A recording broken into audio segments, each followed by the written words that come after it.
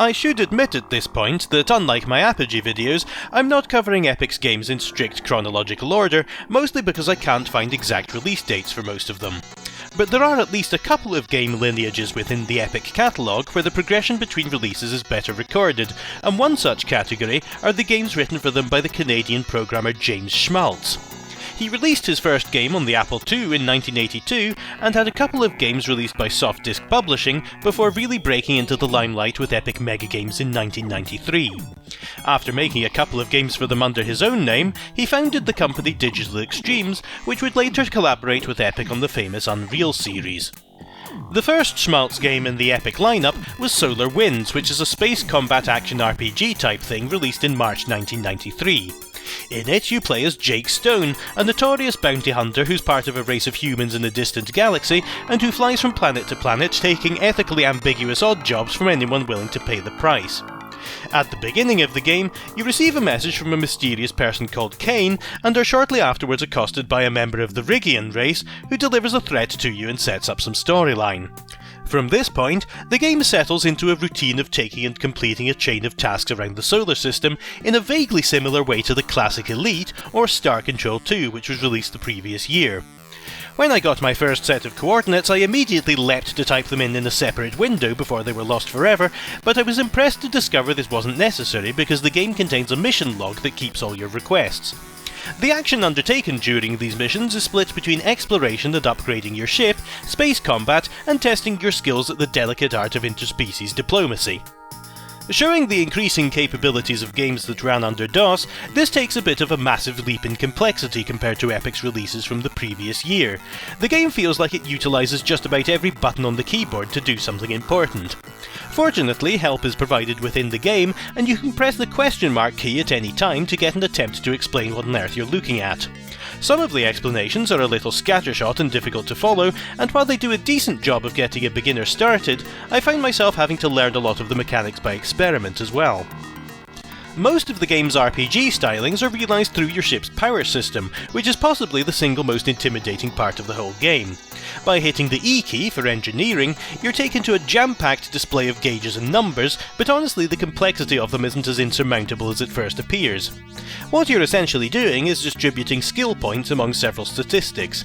Unlike many RPGs where you have to build your character by spending skill points irreversibly, here you have the freedom to take points away from any area and put them into something else whenever you like, and you'll often find yourself having to reconfigure them for different situations. The skill points that go into these stats are represented in the game's context as the number of gigawatts of energy your reactor is producing, shown next to the reactor label just below the bars. It also shows you the number of gigawatts you have that are unallocated. The number of points you've allocated to a stat is represented by its vertical bar, which can fill multiple times over itself with the colour getting lighter each time. Each full bar slightly awkwardly represents 37 gigawatts. Starting from the left, the weapon gauge shows the points you've put into your ship's cannons. More points will directly increase your firepower. You're safe to turn this off entirely if you're not fighting and need them elsewhere, but you'll be unable to fire if you do so. The next bar is life support, which has to do with your ship's general health. This is represented by a dot in the middle of the screen, which acts like a sort of health bar that was designed by someone who had been horribly mistreated by a colourblind person at some point in his life.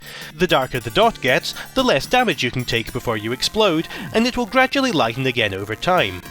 Putting more points into life support increases the rate at which this happens, but you really have to have it very high before you start to notice anything.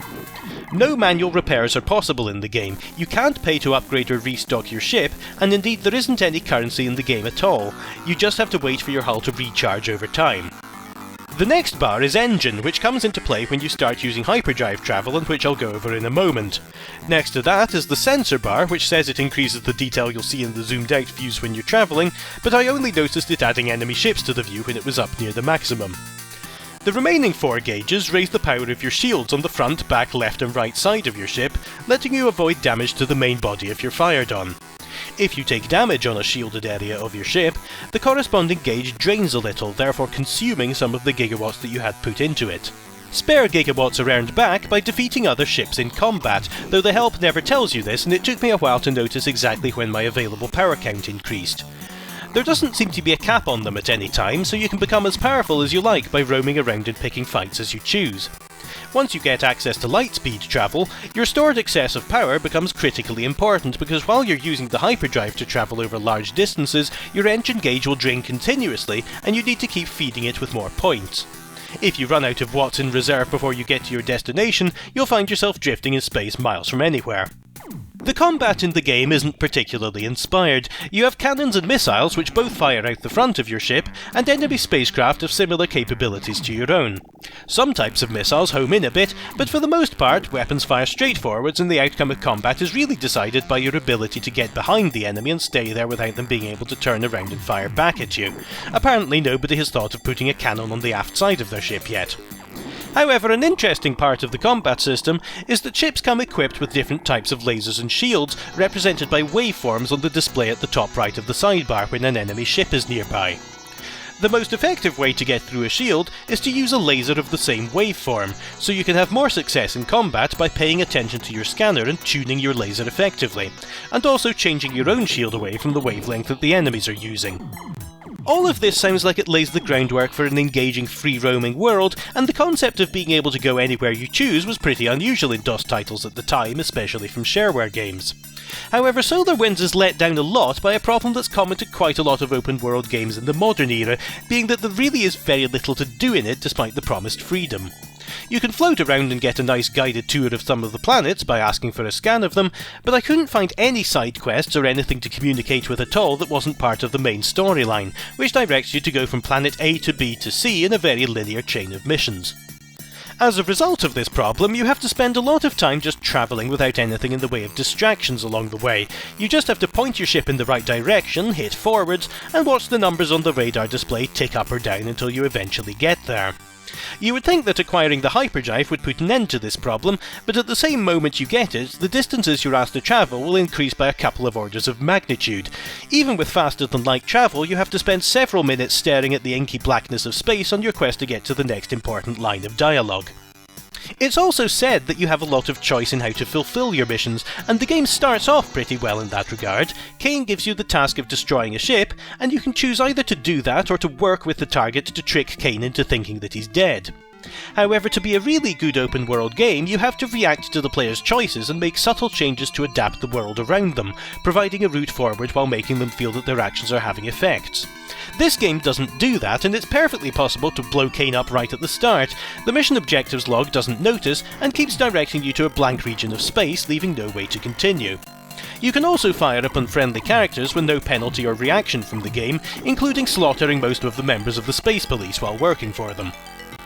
SolarWinds comes in two distinct parts. The shareware version is called The Escape, and the registered game was originally called Galaxy but was later upgraded to Universe. It introduces a couple of new concepts, such as portals that let you travel instantly over very large distances, but doesn't do a whole lot about the emptiness issue or the tedium of going back and forth through empty space, and it even has less background information about the planets you're exploring than the shareware version does.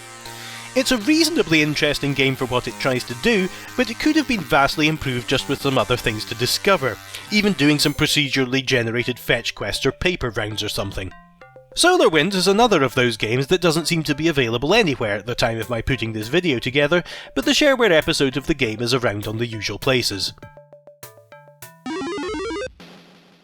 The second of James Schmalz's games was a release that I hadn't actually heard of before starting to research Epic's catalogue, even though it will look suspiciously familiar to many people watching this video. Silverball is a pinball game whose existence was inspired by the PC conversion of Digital Illusion's Pinball Dreams, which was widely regarded as subpar compared to its original version on the Commodore Amiga. In 1993, the Amiga was a fierce competitor to the PC in the games market, and Tim Sweeney and Mark Rain saw an opportunity to fill the void of good pinball games for DOS. They had initially offered to take up development of a game by a group of developers in Finland, but James was the one who eventually got the deal. Uniquely among Epic's catalogue so far, Silverball wasn't published as mail-order shareware and was released in a retail box by Microleague Multimedia. However, a demo version also existed which gave players the ability to play one table and preview several of the others. It was the first of several pinball games that Schmalz wrote for Epic, and very shortly after its completion, it was mutated into the widely successful shareware title Epic Pinball. Just like Tim Sweeney had done with ZZT a couple of years earlier, Schmalz developed Silverball in just a few months while he was working through college. So that he had the microscopic level of control he wanted in order to make it run as quickly and smoothly as possible, he opted to write it directly in assembly language, which is just about as close as you can get to giving instructions directly to the bare PC hardware without going mad. The speed is a vital part of any pinball game where a lot depends on the visual aspect of the table and how believable and responsive the physics are. As a result of his talent, the game runs at a smooth 60 frames per second even with a lot going on at the same time, which was a very impressive feat in 1993. As I may have detailed in my series on 3D Realms games, I have very little background in playing actual pinball, and to me the experience is one of desperately trying to juggle a ball in the air while the machine shouts instructions to me that I have no hope of understanding. This electronic version of the game replicates that feeling across 4 or 5 different tables, and I'll explain why I'm saying that in a moment. As you'd reasonably expect, your objective on each one is just to accumulate as many points as you can by hitting the ball against the various targets. The left and right shift keys are used to activate the flippers in the hope of sending the ball vaguely towards them. You can also use the space, Z or forward slash keys to perform a nudge, which is a simulation of a real-life pinball technique which involves slightly shaking the physical machine in order to influence the direction of the ball. If you time these right, you can save the ball from rolling off the table, but using it too much in quick succession will make the table detect your skullduggery and declare a tilt, deactivating the flippers and forfeiting the current ball along with any bonuses you might have accumulated. Silverball's first 4 tables have a variety of themes. Fantasy is the one available in the demo version, and looks just about how you would expect from the name, with a giant dragon dominating the table and sorcery-themed decorations. It's unique in having additional graphics and animations which pop up when you hit certain goals on the table, which takes it away from the physical limitations of a pinball machine. The other tables stick to communicating using a dot matrix style of text as if it were being displayed on the screen of a real 90s table. Blood is based on vampires and horror themes, Odyssey takes inspiration from Greek mythology, and Snooker Champ is themed around the game of the same name and has a jazzy piano theme to it. It's also a bit different in aiming to feel like an old-style pinball table before the unchecked hyperinflation of points happened, and so awards much lower scores than the rest of them. In a nice extra touch, the score display at the bottom of the screen is unique for each table, changing its theme to match them. The music for all of these was provided by Robert A. Allen, who was a new musician to Epic but who would score many of their games in the future. It's also the first of their games to use the PSM music format, which stands for ProTracker Studio Module. This is part of the family of module music formats that include their own samples instead of relying on the computer hardware to generate them. Paradoxically, even though mod files like these can technically include any imaginable sound effect, they tend to have a very recognisable sound due to many popular instrument samples being widely shared across songs. As for the 5th table, this is an area that Silverball innovated in, and it isn't an entirely proud one because it includes what I'm tempted to call the first instance of on-disc DLC or downloadable content. This is a feature much reviled by players of current generation console games, where you have to pay to unlock additional content that's physically present on the disc you already own. Silverball's 5th table is called Nova, and it's loosely based on the aesthetic of Solar Winds. The data files to run it exist as part of the standard game, but the game is set up to ignore it and not expose it as an option on the main menu. A coupon was included in the Silverball box that players could send back to MicroLeague, and they'd receive a second disc in return that would activate the table. However, it was also possible for players who knew what they were doing to hack around this requirement and trick the game into enabling the 5th table without the disc, just by copying a couple of files around in the Silverball directory so that the game saw the new table had a just about valid music track and high score file. The internet doesn't tell me for sure if this was a paid edition or if it was just a bonus for filling out a form and the price of a postage stamp, but either way, the idea of paying for a game and then paying again to activate things that already exist in it doesn't really sit well with me. It's difficult to share thoughts about this game without comparing it to the more widely known Epic Pinball, which is so similar to Silverball as to be a revision of it. But trying to treat it as a standalone game, the whole thing works very competently. An annoyance that I had with it is that many of the tables seem to be quite blank and arranged so that the ball can very easily be lost from play, with Blood being particularly annoying for this as the ball has a tendency to fall straight down the lanes on the left and right, and I was never very successful at using the nudges to save it. You have the option to set the angle of the table to influence the arc of the ball and how quickly it falls down the screen, which might help a bit if you experiment with it. Silverball was definitely a milestone for pinball games and is remarkable on a technical level, but it definitely suffers from comparisons to the better design of Epic Pinball. Once again, both the demo and full versions of the game are floating about on the internet, but there doesn't seem to be a legitimate way to buy it at the moment. As far as non-James Schmalz games go, one of Epic's most famous early 90s releases was their first 3D first-person game, Ken's Labyrinth. The game bears a strong resemblance to Apogee's Wolfenstein 3D, and it uses the same kind of raycasting engine as the famous World War II documentary did.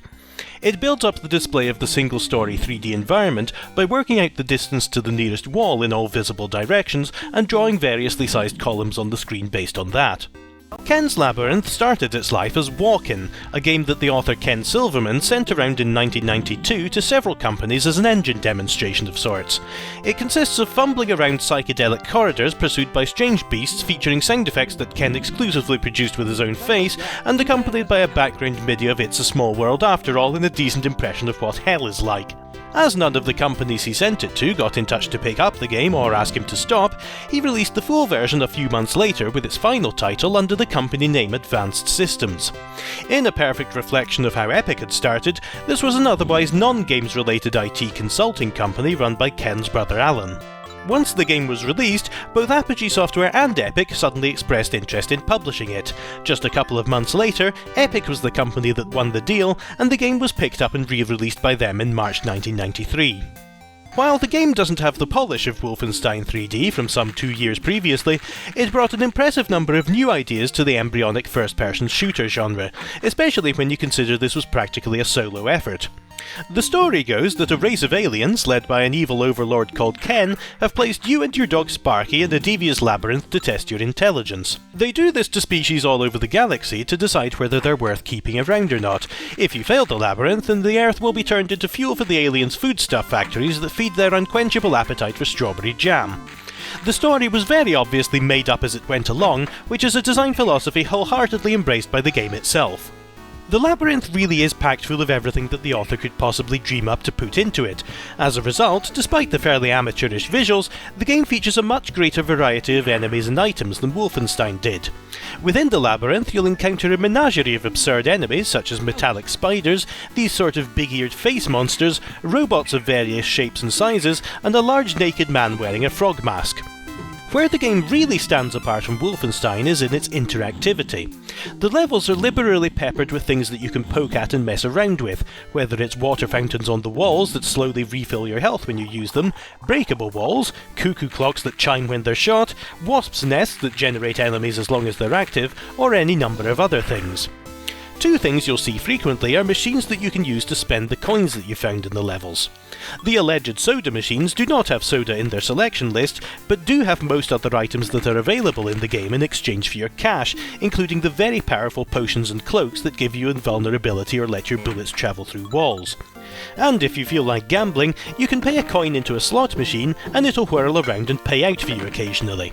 They're all interesting additions that serve to distract from the way that there's only so much you can do with 3D levels that are laid out on a strict grid. Uncharacteristically, just 3 different weapons are available. You start off totally defenceless, but you're placed a couple of inches away from your first projectile. Even though I had interpreted it as you hurling wads of half-chewed bubblegum at your enemies, these are allegedly fireballs which travel in a straight line until they hit something. The second weapon looks like a giant sunflower and can bounce around corners to get enemies that are out of your field of view. And thirdly, you have a cache of giant heat-seeking missiles which curve towards enemies and are very satisfying to use. If variety is the great advantage of the game's throw-it-in attitude, then the level design is its drawback. As you'd expect from the title, some levels are quite maze-like and there's no auto-map. However, if you look hard enough, you can find maps of the levels drawn on the walls in hidden areas, with a dot representing you that updates as you move around. Frequently, you'll have to find these hidden areas in order to get further, with vital keys being hidden behind innocent-looking but quietly breakable walls. Returning to the traditional shareware model as popularised by Apogee, this game is divided into 3 episodes, the first of which was released as shareware. Each episode contains 10 levels, which are curiously called boards, a term that this game coincidentally shares with ZZT. The second episode stands out as a bit different because after you've rescued Sparky at the end of episode 1, he becomes part of the game and follows you around the map until you find a safe place to drop him off. He runs relentlessly towards you and can interfere in your fights against enemies, barking irritatedly when you hit him. Mercifully, he can't die, but you do need to have him nearby in order to finish a level, so unfortunately you really have to keep track of where he is. A very impressive but easy to overlook feature of the game is that it can play digitised sound through the PC speaker. In the early 90s, many computers lacked sound cards, and their only ability to produce sound was through the tiny primitive speaker on the motherboard that in the modern era is only heard when it's used to produce a computer's power-on self-test beeps. On a modern emulator, you don't get the effect at all because everything comes out through your high-definition speakers, but this was an incredible technological leap for early PCs. Most games that used the PC speaker sounded like ZZT or Overkill did, with characteristic slides and squeaks from basic repeating sound waves. These are produced by toggling the speaker rapidly on and off at different frequencies. However, because of the electronics in how the speaker is designed, it's possible with some very low-level code trickery to get it to produce more complex sound waves by holding it partway between on and off. Paying attention to a tiny device on this scale sometimes doesn't leave a whole lot of time for the rest of the game to run, and so if this option is selected, the music tends not to run at a constant speed, but it's a very impressive feat to do it at all. If you'd like to read more about it, osdev.org has an article on how to program the speaker here. Ken Silverman was just 17 when he wrote this game, and he was entering college when he got the deal with Epic. At around the same time, he was also starting work on the code that would eventually become the build engine that powered Duke Nukem 3D and many other 3D Realms games, continuing the theme of the 90s shareware community having a lot of people who achieved more while they were minors than I ever will in my entire life. Reviving a theme that I haven't mentioned for a while, he also prepared a set of tools for editing Ken's Labyrinth, and he was all set to release it, but Epic uncharacteristically advised against making the editing tools available when they signed the game onto their catalogue. I'm not quite sure why they were so cagey with editors at this point, having exploded onto the scene with the accidentally limitless ZZT, but it was almost certainly a mistake to hold them back because at the end of 1993, Doom would burst onto the scene and have its shelf life extended by several decades due to being designed from the ground up to work with user-generated content. Breaking my streak of uselessness at working out where to obtain the games in this video, I can tell you that the registered version of Ken's Labyrinth was re-released as freeware in 1999, and its source code was made available as well a couple of years later. Both of these, along with a vast number of extras like Ken's editing tools and older versions, are available from the shockingly still existent official Ken's Labyrinth page on Advanced Systems' website. It's a fascinating relic of the Netscape Navigator era that's been faithfully preserved in time, complete with bare HTML tables and a garish red and blue pinstripe background. If you want to run the game under DOSBox, you have to be careful to run kensbfix.exe and not the original executable, as this fixes a crash with digitized sound that happened with the first release. The game still has a strong cult following, and the site also features several fan-made source ports, which are alternative executable files that recreate the game using the original assets and help it run easily on modern computers. The main one of these is called Lab3D SDL. SDL stands for Simple Direct Media Layer, which is a popular code library that sits between an application and the computer's basics like sound and input devices so that a game can run across Windows, Linux, Mac OS and other systems without having to be entirely recoded for each one. It was written by Jan Lundberg with contributions from Jared Stafford, and it adds better support for mouse controls, higher resolutions and other niceties, along with updating some of the graphics. A sequel to Ken's Labyrinth has also been in the works since the beginning of 2017, written somewhat ironically in the GZ Doom engine by a group of fans of the original game. Only a few screenshots and videos of the work-in-progress version are available so far, which you can find on the Twitter account Ken's Labyrinth 2 with the 2 in Roman numerals. The project has gained the support of Ken Silverman himself, who took a look at the work so far and is quoted as saying, "While the story is totally pointless and cheesy and seems to be made up on the fly, the weapons and power-ups seem way too powerful and likely to ruin the gameplay. All I can say is, well done. Seriously, you have totally captured the spirit of Ken's Labyrinth."